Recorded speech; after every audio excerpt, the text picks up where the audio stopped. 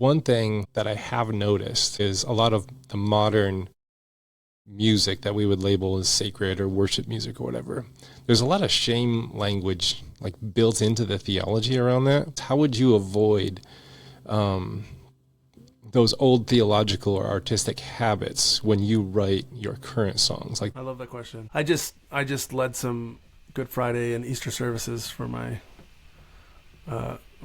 cousin. Actually, he has a church up in Wisconsin. He asked me to come play his Holy Week services, and I was like, yeah, sure.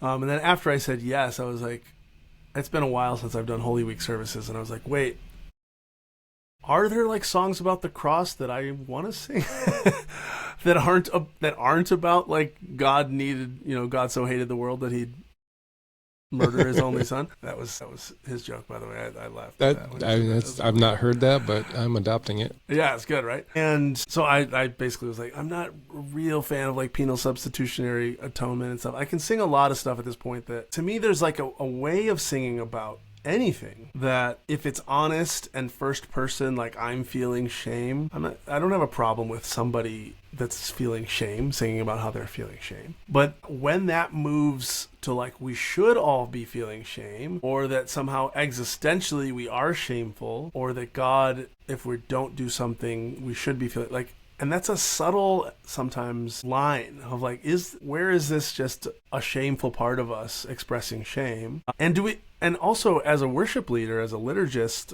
of something that I've done my whole life, of putting words in people's mouths when they're in a collective communal space, what do I want them to sing? Do I want them to sing I'm feeling shame? I don't.